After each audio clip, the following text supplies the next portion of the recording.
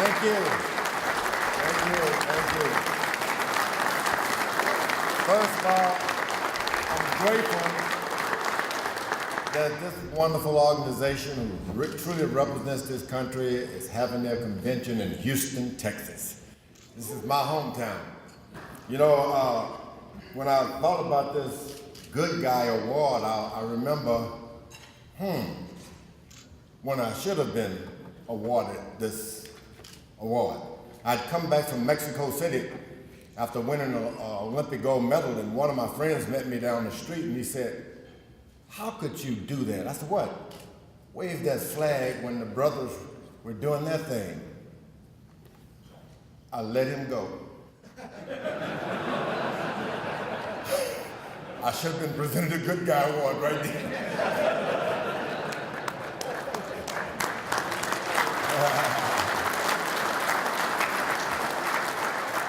Wrestling and thieving and rotten skunk that I'd become in the streets of Houston, Texas, I was a robber and a thief. And I crawled under the house one night, running from the police, and for the first time I heard my mother's voice said, "There was never a thief in the family."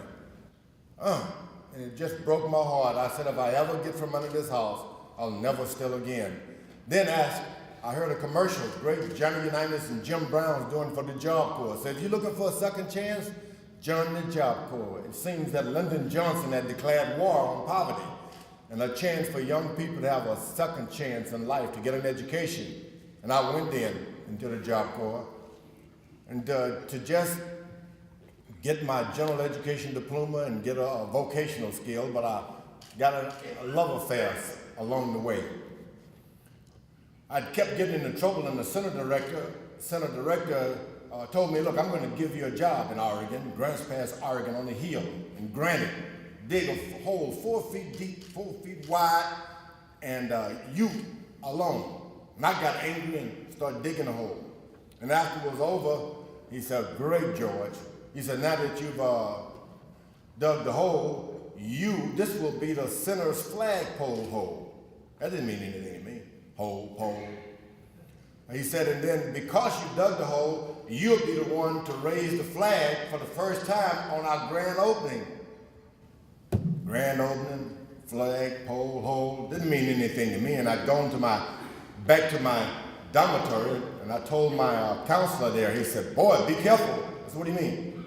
He said, "When you raise the flag, make certain it doesn't touch the ground because our flag is dead." So what?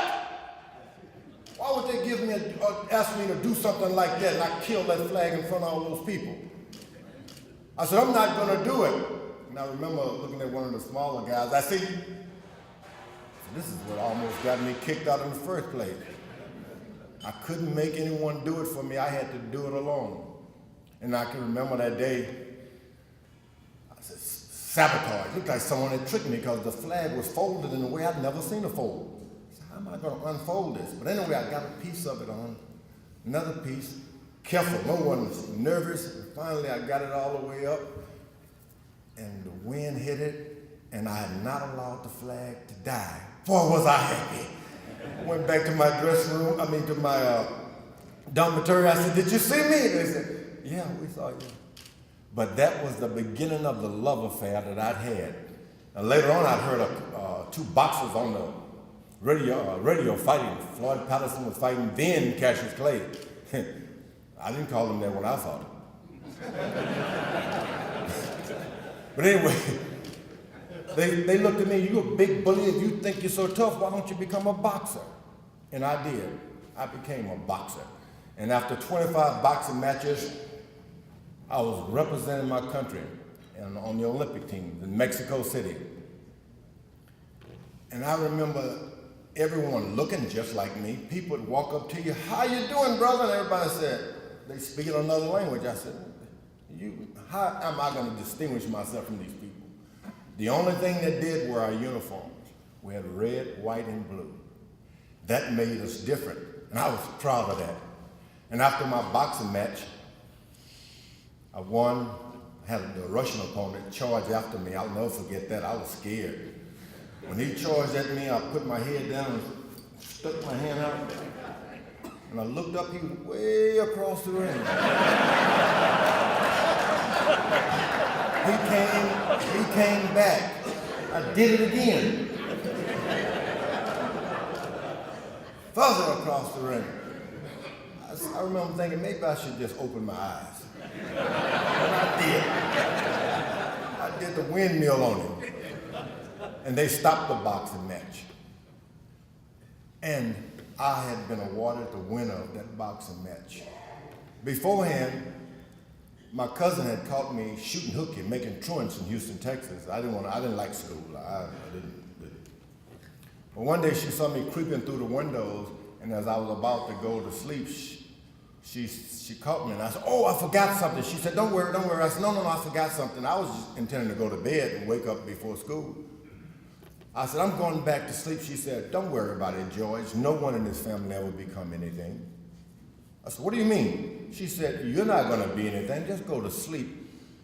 I said, "Wait just a moment. You don't just," she said, "Don't," and she started naming one family member after the other. She said, "You're never going to be anything. I'm not going to tell." She promised me she would not tell. Well, I got so upset with my cousin that day, I walked out the front door, slammed it, and I almost went to school. But I sat out in the woods and thought, how could someone write me off like that? But there I was, I won that Olympic gold medal, and they put you on the stand. There's the bronze medalist on one side, the silver medalist on that side, and then the winner is in the middle, and they raise your flag and they play the national anthem. And it was so beautiful. And I remember thinking, my cousin saying, "You're never going to be anything." I said, "I must be an American. They're playing that song." And that was the beginning of real life for me.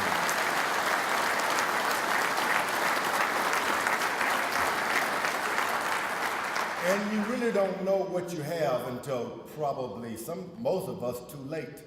I came back after 10 years of retirement and decided I wanted to be champ of the world again so I could make some money. I had these things called George Foreman 1, 2, 3, 4. I told him I was going back to boxing. My wife said, "Please don't do it," but my kids were like, I had to get back. But like I said, you don't know what you have until I was going. I was an older fella then. I had to keep shaving because the gray hair kept coming out. And the commissioners in California didn't want to give my license to me. They just didn't. They had all kind of reasons. And one asked me, "Why would you want to come back, George?" And I said something I'd heard and taken for granted for years. I said, "Life, liberty, and the pursuit of happiness." They said another word and granted me my license. And I fought on and on. Finally, I was in the ring for the second time. I lost to Evander Holyfield when I was young, and then I became older. And I was fighting Michael Moore, who had dethroned him.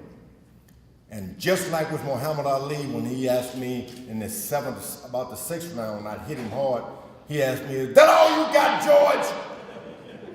That's not funny. Because that was all I had. Boom! He knocked me down and took my title. But anyway, I'm in the ring with Michael Moore, 45, and Michael Moore's about 25. And now he had that same look on his face. "That all you got, George?" And it was about the 10th round this time. And I remember thinking, "No, sir. I've got the George Foreman lean, mean, fat-reducing grilling machine." Boom, and I knocked him out and became the oldest man ever to be heavyweight champ of the world. Never.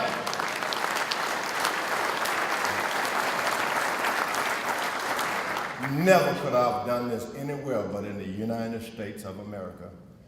I love this country. I love you for keeping in touch with the world about how great we are because of you and the veterans who served before. I just wish I could. I never had a chance to wear a uniform, but you couldn't tell me. I go to those surplus stores and put them on. My wife said, "Thing doesn't fit." I said, "Look like it, doesn't it?" I love you guys, and God bless you, and thank you for this award. I'm finally a good guy. I got to show this to my wife now.